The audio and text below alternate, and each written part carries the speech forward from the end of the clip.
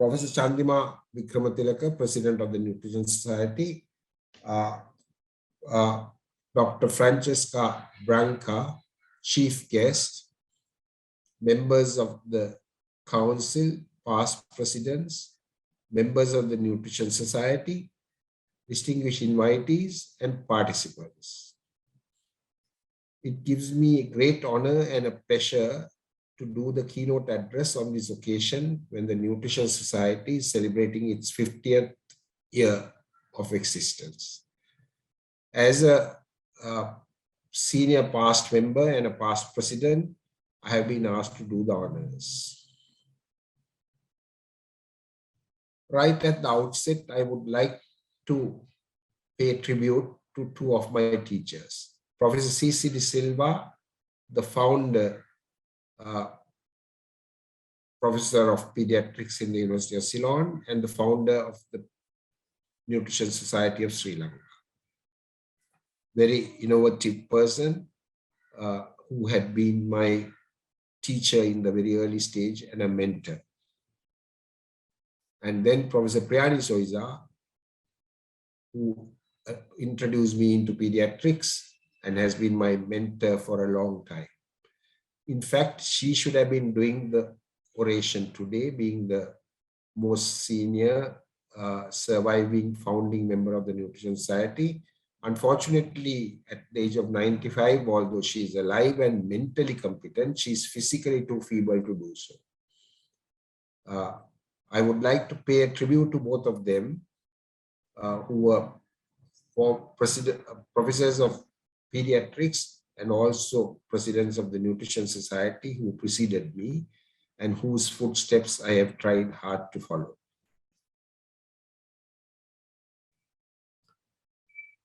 What I intend to do in this talk is to talk about 4 aspects pertinent to nutrition, which I was involved in during my 50-year career as a pediatrician and a clinical teacher in pediatrics.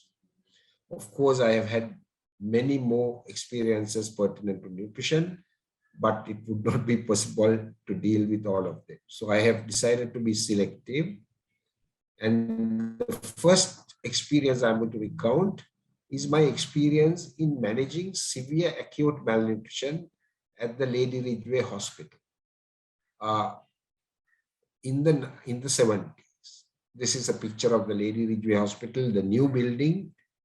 During our time, it was the entrance from the other side. Now, during this period, as some of you may remember, between 72 and 78, we had a tremendous increase in acute severe malnutrition, especially in Colombo. There were several factors for this. There were the structural adjustments imposed on the government by the World Bank, and there was a major fuel crisis. And one of the nutrition intervention programs in the Colombo Municipal Council came to an abrupt halt due to the donor agency being expelled.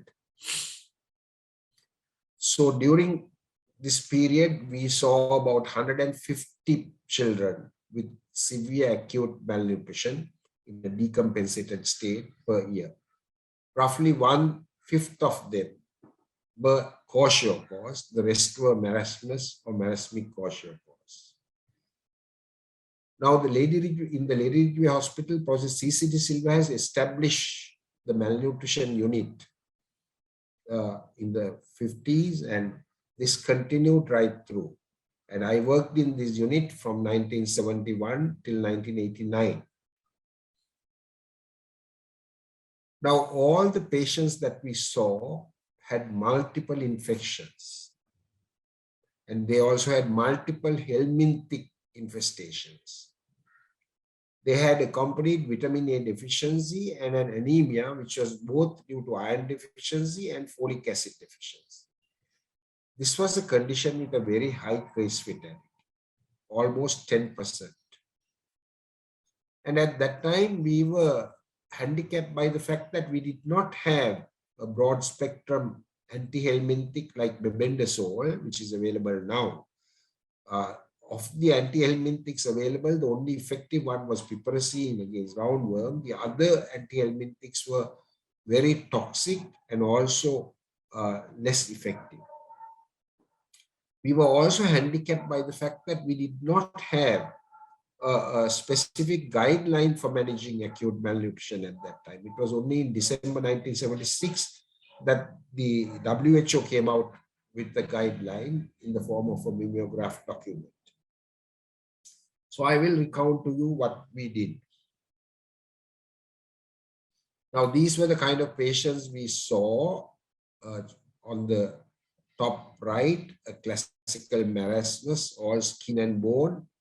On the top left, on the top right, it's a marasmic kwashiorkor. Upper half looks like marasmus, but in the bottom there is edema, so that is marasmic kwashiorkor. And the bottom picture shows a classical kwashiorkor, the misery and the apathy, the generalized edema, and the skin changes are evident. Now, these were very often accompanied by vitamin A deficiency, and some of them with keratomalacia, the most extreme form, which of course could lead to blindness. Now, these were the principles that we adopted in managing these children. First of all, almost all of them were dehydrated by the time they presented to us. And fortunately, at least towards the latter part of that period, we had access to oral rehydration solution, the WHO formula, and we corrected their dehydration with ORS. They had multiple infections, chest infections, diarrhea, skin infections, ear infections, etc.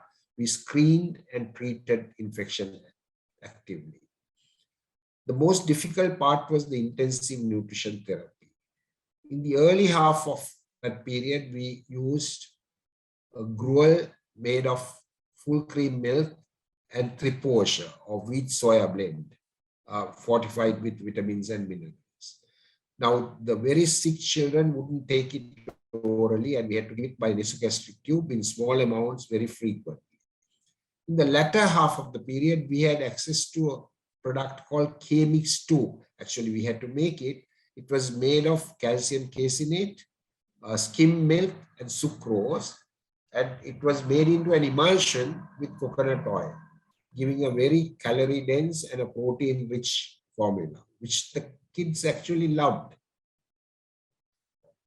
So, using these, we managed these children. We did not have access to ready-to-use therapeutic food at that time. Of course, the numbers were too large for us to see them through to the end in the hospital itself. So once their edema disappeared, once their appetite picked up, and once they started gaining weight, we shifted them to a nutrition convalescent home at Talagolda, where they spent another 4 to 6 weeks before they came back to normal.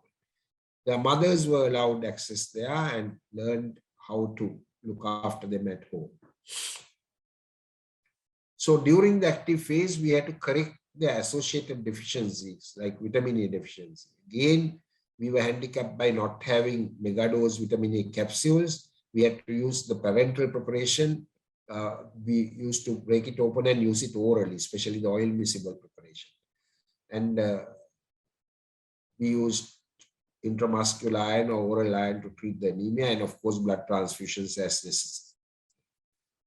One of the killers of this condition was due to hypothermia. We were aware of that and we took measures to prevent hypothermia. And when these children start improving, the fact that they were deprived becomes evident because they cling to you and they expect stimulation. And we provided this through a play area with a full-time play therapist or a teacher. And once we realized that they were ready to go home, we always liaised with the local community team before sending them home. And the community follow-up was done by the local child welfare clinic and the community team. This was the more modified advanced version of the WHO manual, which became available in the 80s.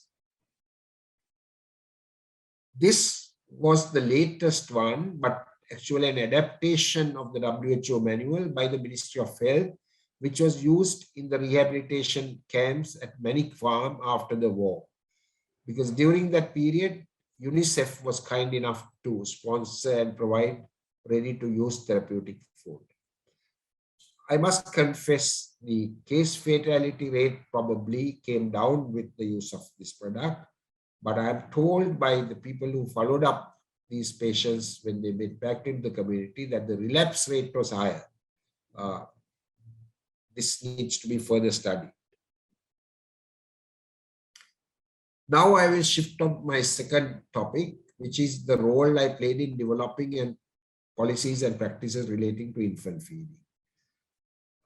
Professor C.C. taught us that the role of a pediatrician is to look after the well child, keep the well child well rather than to keep the sick child well. So we were actively involved in health promotion as pediatricians right from the beginning. You remember during this period I'm talking about, there was a sea change in the attitude towards infant feeding. Especially in the areas, most babies were predominantly formula fed with only nominal breastfeeding. And we have shifted now to exclusive breastfeeding. And in most areas, the time of complementary feeding varied. In the urban areas, very early complementary feeding with solids was done, whereas in the rural areas, it was done very late with very poor caloric and poor protein containing foods. And the word used for complementary feeding was weaning. But we have stopped using this word because weaning means tailing off of breast milk. And we know that we certainly do not want to tail off breast milk when we start complementary feeding. We encourage them to continue breastfeeding. So the change, and there was a marked change in the attitudes to promotion of formula feeding. We'll talk about it a little later. Even the very well-motivated pediatricians, they were not antipathic to formula feeding at that time. Even when the importance of breastfeeding was realized, unfortunately, in the postpartum wards, in the obstetric units, they did not realize that initiation of breastfeeding was important for its success. And there were problems related to this, which led to the 10 steps for successful breastfeeding and the baby-friendly hospital initiative. And then the duration of exclusive breastfeeding was not established, and that had to be reviewed. I'll refer to that later. And following that, detailed infant and young child feeding guidelines were developed. And then we realized that with all these, especially during emergencies, there was again a threat to breastfeeding because the well-motivated people started giving formula to the children in these rehabilitation camps after the tsunami and after the war. Now, this was the first book on dietetics written in Sri Lanka by Dr. Warnasuriya, who was the nutrition expert at the MRI prior to Dr. Mahadeva, who was the founder of the Nutrition Society. He was also the director of the MRI. Now, this book contains very extensive details about infant feeding, including formula feeding. Dr. Warnasuriya, in fact, he planned the formula called Vitamilk, which was given through the cooperatives through ration cards to all needy children. Right, the Vitamilk was a highly subsidized infant formula. In fact, I remember as a senior lecturer in pediatrics, I was appointed by the SLSI to upgrade this formula, its complement later on, because at that time formula feeding was the fashion, especially in the urban areas. Now, this is the book on infant feeding and baby care by Professor C.C. De Silva, very well-known book. Now, even in this book, there is a very extensive chapter on breastfeeding. However, he strongly advocates, not breastfeeding, on formula feeding. While he strongly advocates breastfeeding, he agrees that there may be some who would not breastfeed and do formula feeding. So he gives extensive information regarding formula feeding. It was left to a NGO called War on Want in Africa to point out the massive damage that infant food industry was causing by their indiscriminate promotion of formula feeding in countries which were used traditionally to breastfeeding. And they produced this beautiful small film called The Baby Killer, which I saw in the early 70s in the Institute of Child Health.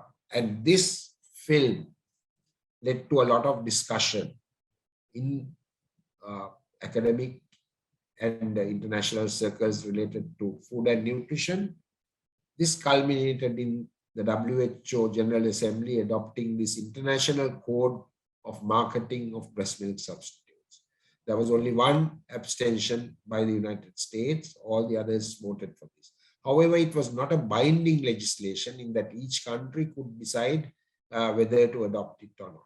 And we were one of the first countries to adopt it. Professor Priyani Soysa was very much instrumental in that. And this is the Sri Lanka Code for Promotion of Breast Feeding and Marketing of Breast Milk Substitutes, which prevented advertising of infant formula in any way, advertising and promotion.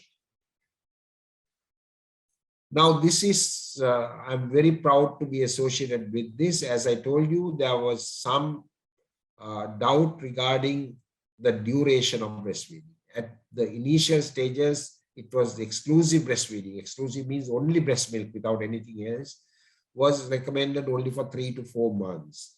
But scientific evidence began to accumulate that it could be done for a longer period. So the WHO commissioned a systematic review done by Professor Kramer from Canada. And this systematic review was sent to a specially selected group of 12 reviewers, which included me. We were asked to study this document in depth, and then we met in a consultation in Geneva. Now, it was at that consultation we decided that it would be absolutely fine to continue exclusive breastfeeding for 6 months in healthy babies without any problem. And then this became the global policy. Now, based on that recommendation, and the WHO Assembly adopted that recommendation, they embarked on further work to develop infant feeding guidelines, including complementary feeding. As you can see, this is a copy of the second page of the Child Health Development Record at that time, which recommended exclusive breastfeeding for 4 months, complementary feeding from 4 months onwards, and growth monitoring, etc. And we embarked on a social marketing campaign for breastfeeding, as well as educational campaign for complementary feeding. This was a leaflet prepared by a group of us, which recommended how to complementary feed. It says Masa Paheng Habung Katak. Mind you, at that time, we were recommending exclusive breastfeeding only for 4 months. Now it should be Masa Hateng Habung Katak, because we recommend exclusive breastfeeding for 6 months. And then we were very concerned about the progress in infant feeding. After having developed the IYCF guidelines, infant and young child feeding guidelines, with using a bottoms-up approach from nationally, regionally, and globally, then we looked at this to see whether it is implemented. Family Health Bureau is the focal point, and I was involved in several exercises of measuring our progress. You can see this is part of the report card. Sri Lanka does very well compared to most countries, but could do better. Now I would shift on to my third aspect, that is discussing about my role as the primary principal trainer in the Participatory Nutrition Improvement Project of the government of Sri Lanka. It was an island-wide community empowerment project for nutrition improvement. It was UNICEF sponsored and implemented by the Ministry of Plan Implementation. It was mediated through graduate trainees. You remember, people were taken as graduate trainees, mostly humanities graduates, a few science graduates, and they were the ones we trained to be external nutrition facilitators. They were asked to select volunteers from the community, mostly young girls who had studied up to at least 8th standard, preferably O-level. And these groups worked in the community. All the training was done by the participatory approach. The training manuals were originally designed by two very eminent sociologists, but I was the leader of the team that did the training. The trainers coming from the departments of pediatrics, community medicine, sociology, anthropology, and the planning officers of the Ministry of Planning and Implementation, and an occasional UNICEF officer.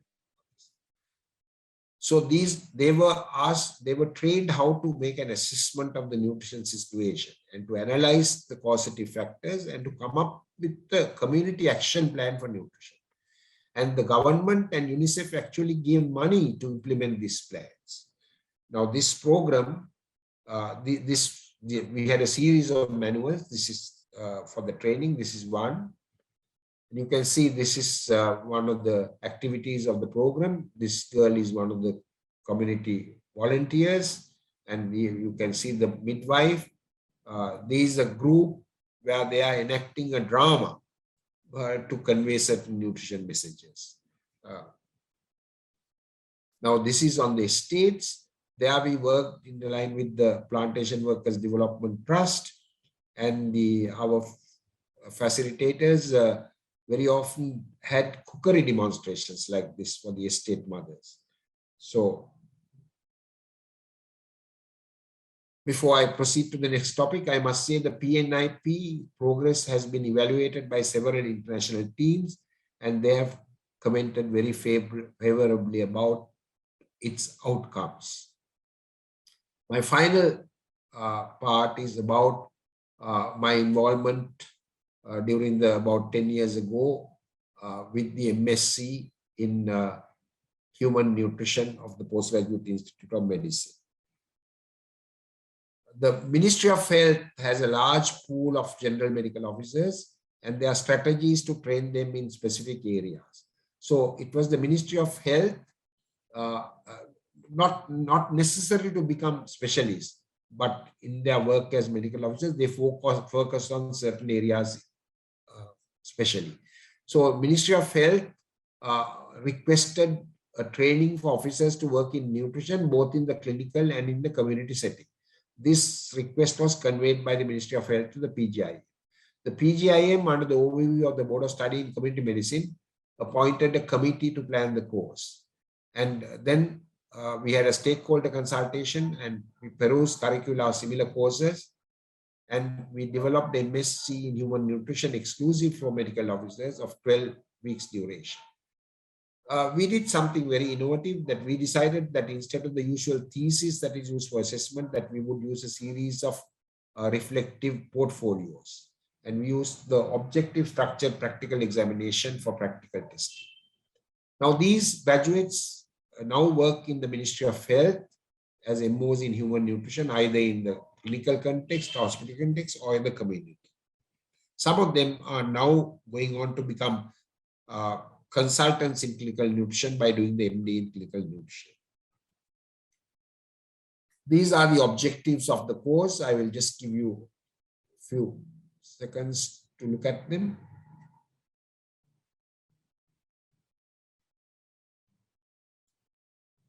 So what is the take-home message from my talk? First of all, the importance of learning from the past. Secondly, the wide scope for community involvement, especially as a university academic, irrespective of your discipline. Then learning to work as a team with others, not necessarily of your discipline. Fourthly, seizing the opportunity, both as a group, as an individual. When you seize an opportunity where something worthwhile can be done, you should seize it. Finally, the potential for innovation, doing something differently from what had been done before. I think that's all I have to say. Thank you very much for a patient hearing.